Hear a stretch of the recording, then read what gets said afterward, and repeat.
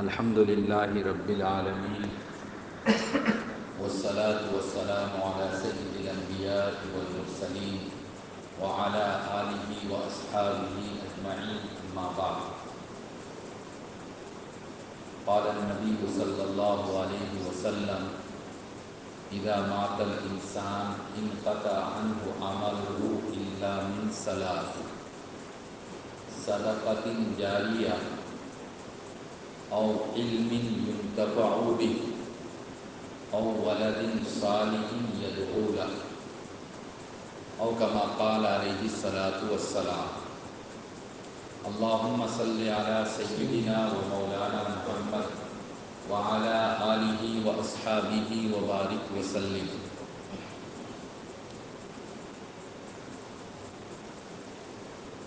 سن 1947 میں ہمارا یہ ملک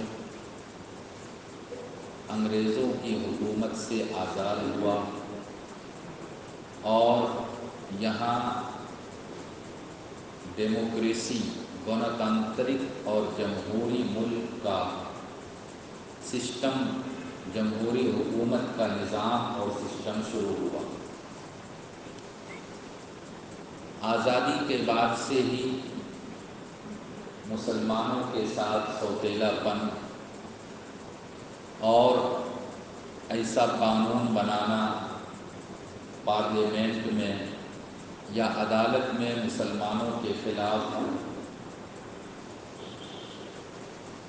کوئی ججمنٹ آنا، اس کا سلسلہ اس وقت سے شروع ہوا اور آج تک جاری ہے.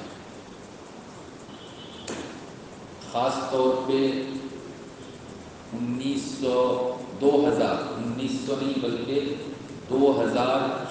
کے بعد سے لے کر آج تک مسلمانوں کے خلاف کوئی نہ کوئی بل پارلیمنٹ میں آتا ہے اور گورنمنٹ اس کو آسانی سے پاس کر لیتی ہے. گزشتہ کل اگست کی 8 تاریخ کو بھی پارلیمنٹ کے اندر ایک بل پیش کیا گیا جس کا تعلق اوقاف سے، یعنی مسلمانوں نے اپنی زمین اور جائیداد جو وقف کیا اور غریبوں، یتیموں، مسکینوں اور دوسرے کاموں کے لیے جو اپنی قیمتی جائیداد کو اور اثاثے کو اللہ کے نام پر وقف کر دیا،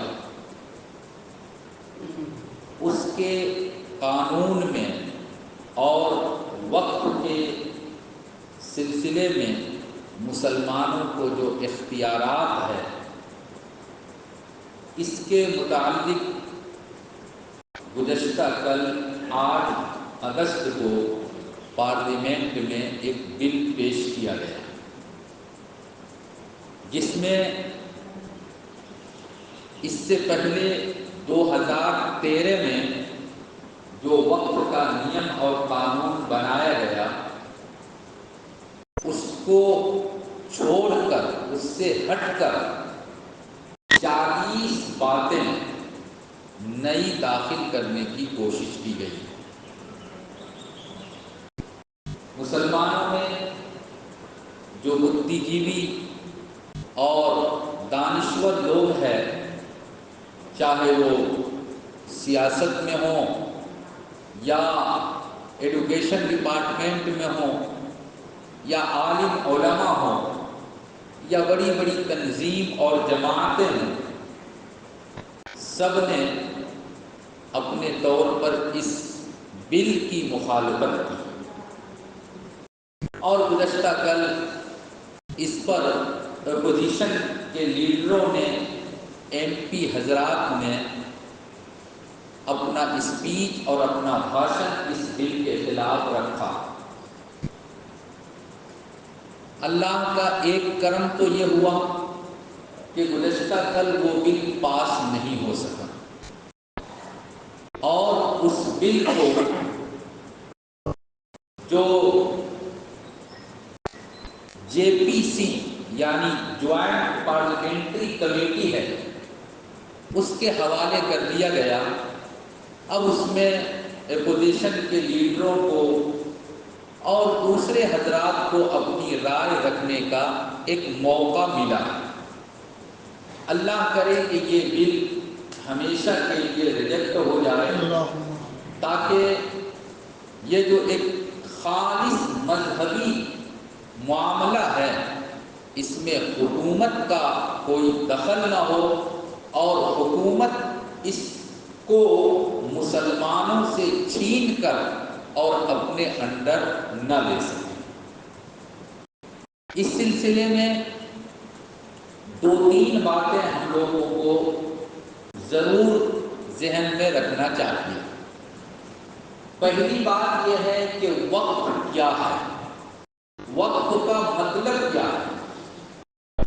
دوسری بات، اوقات اور وقت کے سلسلے میں ہمارے ملک کے اندر پہلے سے کیا قانون چلا آ رہا ہے۔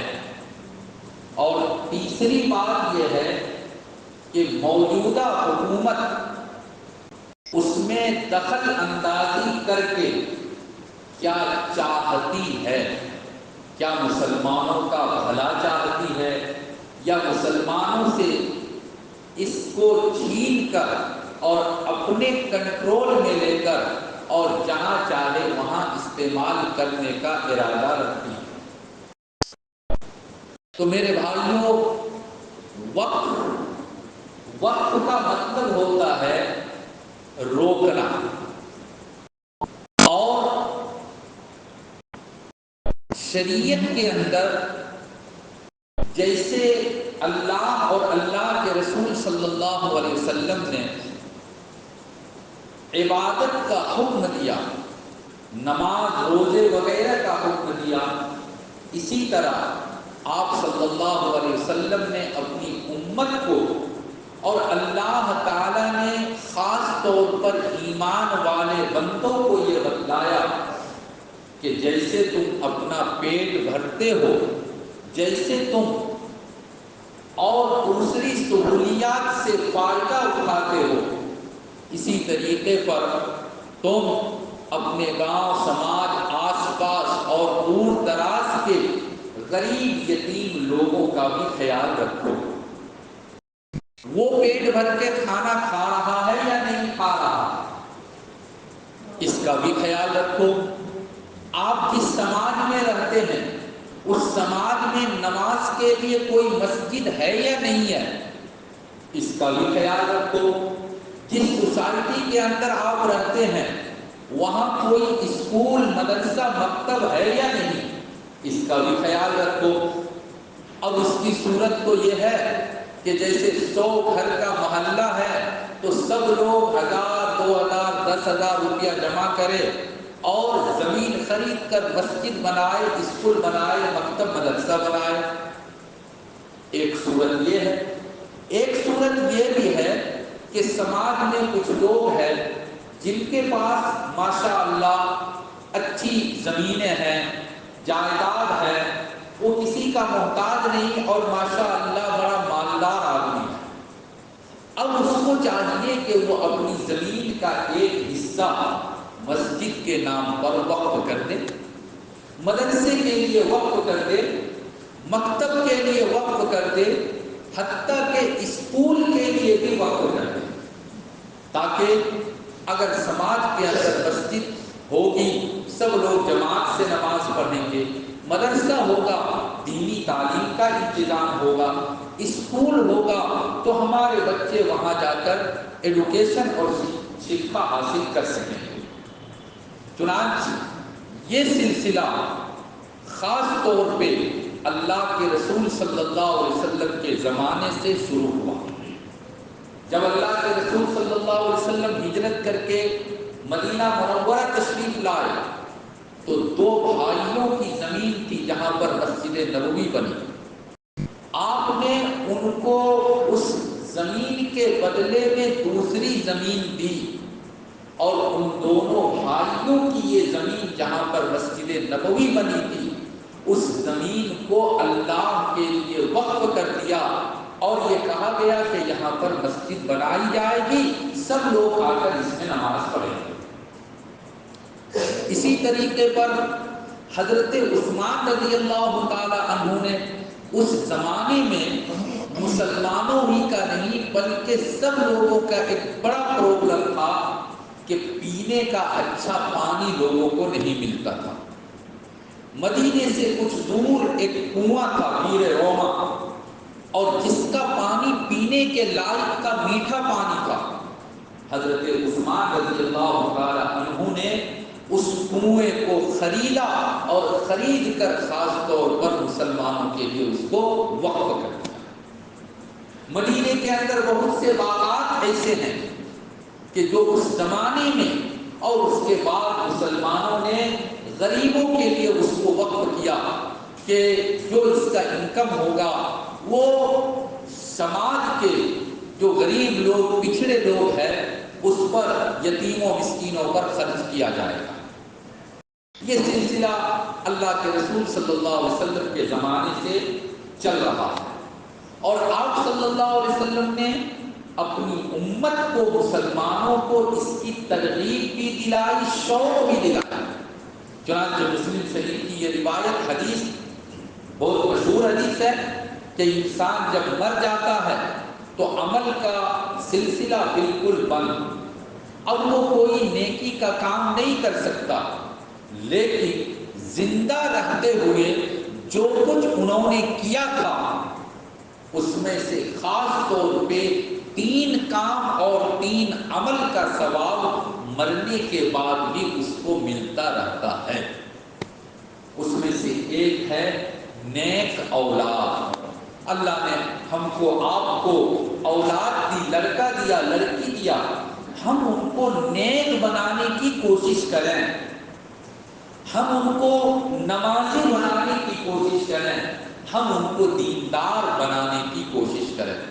بچے جب دیندار ہوں گے تو ماں باپ کی زندگی میں بھی اور ماں باپ کے مرنے کے بعد بھی اپنے طور پر وہ ضرور ماں باپ کے لیے صدقہ کرے گا، کچھ قرآن کی تلاوت کرے گا، اور قبرستان جا کر اپنے ماں باپ کے لیے دعا بھی کرے گا۔ اسی طریقے سے زندہ رہتے ہوئے کچھ علمی کام کیا، مثلا دینی کتاب لکھ دیا۔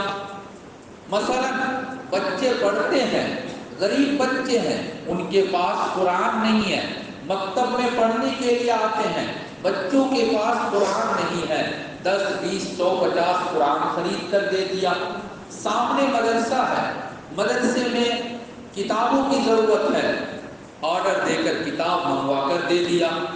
تو یہ سب کے سب علم ينتفع به، ایسا علم جس سے نفع اور فائدہ اٹھایا جا سکے، اس کا ثواب بھی مرنے کے بعد ملتا رہے گا۔ اور ایک چیز ہے صدقہ جاریہ۔ صدقہ کو جانتے ہیں، جاری کا مطلب بہنے والا، چلنے والا۔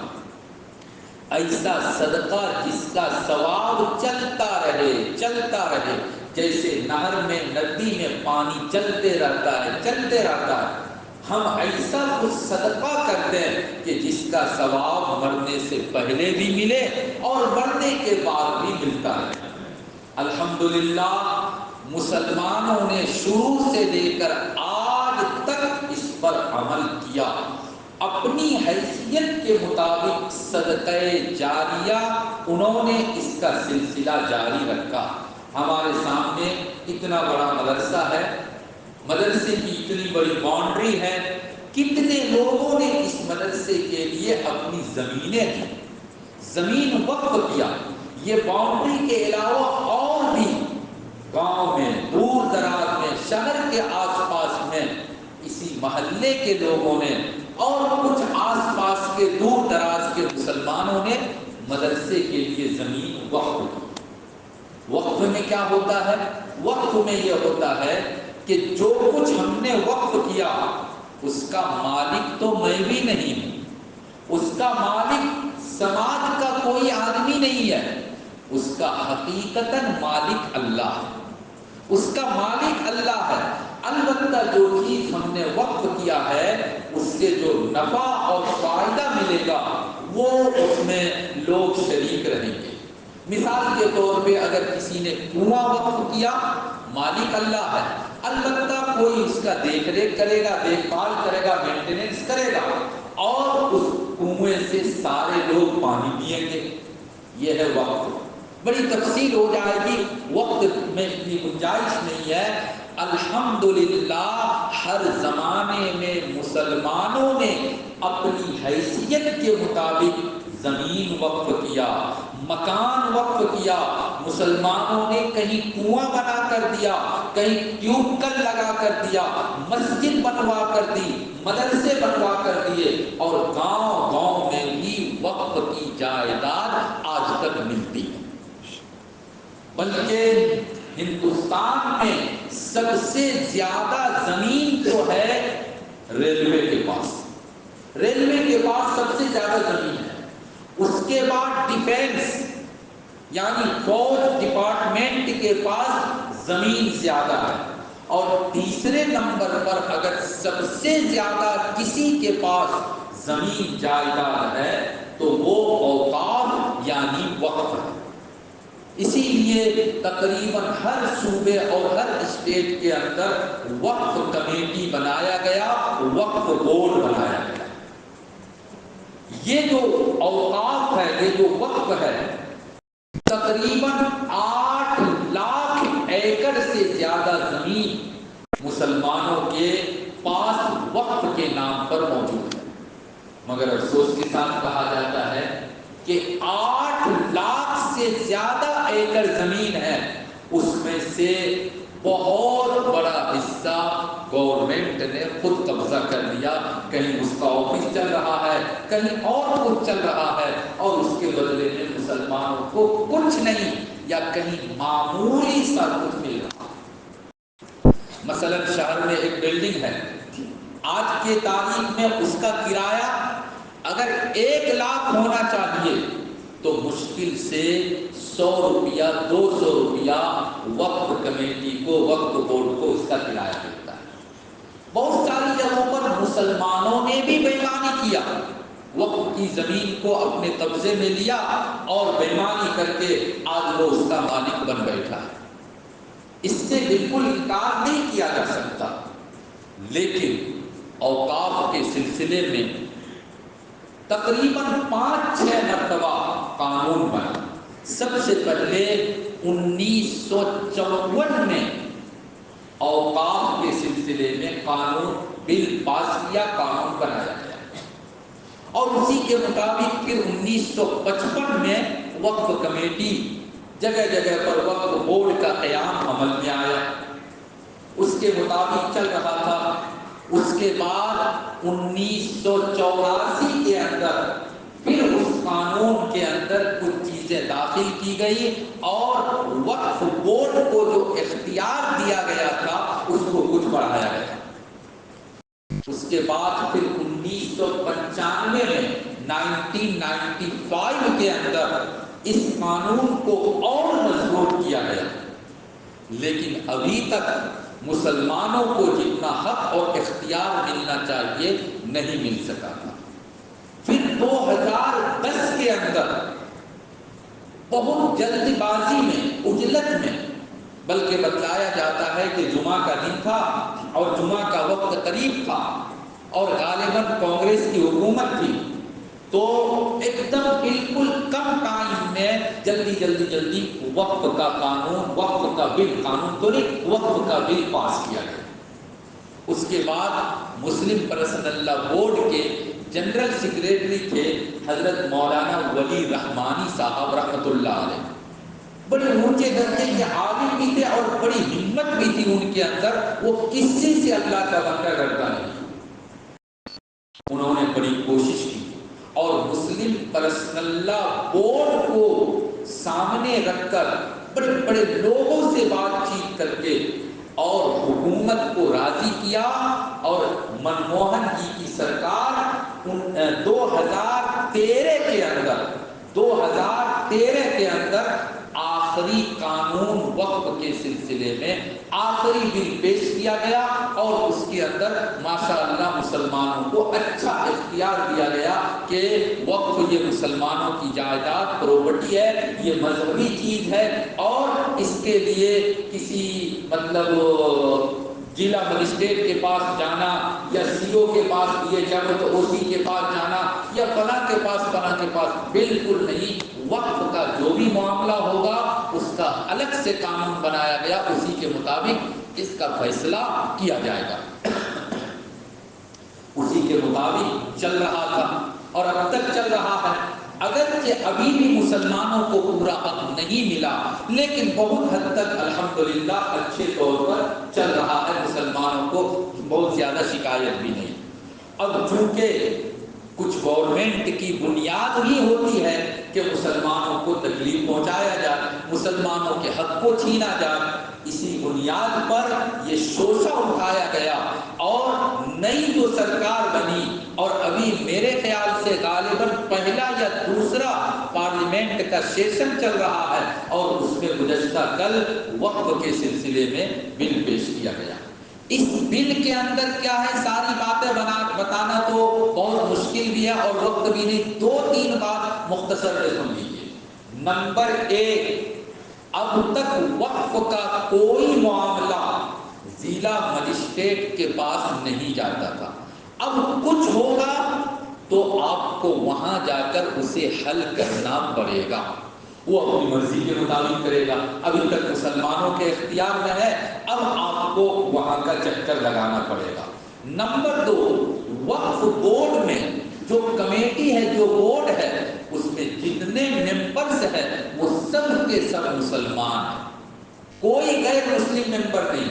جیسے سکھوں کا گردوارہ ہے یا عیسائیوں کا چرچ ہے، ان کی کمیٹی میں کوئی ہندو نہیں ہوتا، کوئی مسلمان نہیں ہوتا۔ ہندوؤں کا اپنا ٹیمپل اور مندر کا جو ایکٹ ہے اس کے اندر وہ جو کمیٹی ہے کوئی مسلمان نہیں ہوتا۔ اسی طرح سے مسلمانوں کے وقف بورڈ میں کوئی غیر مسلم آدمی ممبر نہیں ہے۔ اب اس سرکار کا کہنا ہے کہ نیا جو قانون بنے گا اس کے مطابق کم سے کم 2 غیر مسلم ممبر کو داخل کرنا پڑے گا، اور اب تک وقف بورڈ کے اندر عورتوں کو کمیٹی میں داخل نہیں کیا گیا تھا۔ گورنمنٹ کا کہنا ہے کہ عورتوں کو بھی کمیٹی میں داخل کرنا پڑے گا۔ خیر یہ کوئی بڑی بات نہیں ہے، اگر مسلم عورت ہے، دیندار ہے، ان کو شامل کیا جا سکتا ہے، لیکن صرف عورت اور مہیلا کا لفظ جب آئے گا، ہو سکتا ہے کہ وہ مسلمان ہو سکتا ہے کہ وہ ہندو ہو سکتا ہے کہ نام کے واسطے مسلمان ہو، لیکن ان کا دماغ، ذہن، دل، فکر وہ سب کے سب غیر مسلم والا۔ اس لیے مسلمان اس کی مخالفت، بلکہ پورا اپوزیشن نے، پورا حزب اختلاف نے کل پارلیمنٹ میں اس کے خلاف بولا، آوازیں بلند کی۔ اللہ کا کرم ہے کہ یہ بل کل پاس تو نہیں ہو سکا۔ ہمارے بڑے بڑے جو علماء کرام جگہ جگہ پر سب کی یہ اپیل ہے کہ مسلمانوں کو اوقاف کے بارے میں بتایا جائے کہ وقت کیا ہے، حکومت کیا چاہتی ہے۔ کہیں ایسا نہ ہو کہ ہم کوئی یوٹیوب پر یا فیس بک پر 2-4 منٹ کا ویڈیو دیکھ کر اور ہم یہ سوچنے لگیں کہ ارے مودی جی تو صحیح کام کرنے جا رہے ہیں، یا ہمارے مولوی ملا لوگ ہیں جو ان کو صحیح کام کرنے دینا نہیں چاہتے۔ خلاصہ یہ ہے کہ یہ ایک مذہبی معاملہ ہے، اس میں غیر مذہب والوں کو دخل اندازی کرنا، کل جا کر کہے گا کہ مسجد کمیٹی میں بھی غیر مسلم کو داخل کرو، کل جا کر کہے گا کہ مدرسہ کی کمیٹی میں بھی غیر مسلم کو داخل کرو، تو کہاں تک ہم برداشت کریں گے؟ وہ اپنی کمیٹی میں تو مسلمان کو داخل نہیں کرتے۔ اللہ تعالیٰ اس دیش کے اندر امن شانتی کو باقی رکھے اور سب کو بھائی چارگی کے ساتھ اللہ زندگی گزارنے کی توفیق عطا فرمائے، اور کبھی بھی مسلمانوں پر کوئی مصیبت اللہ نہ لائے اس گورنمنٹ کے ذریعہ یا کسی اور طرف سے۔ اللہ تعالیٰ ہم سب کی حفاظت فرمائے۔ وآخر دعوانا الحمدللہ۔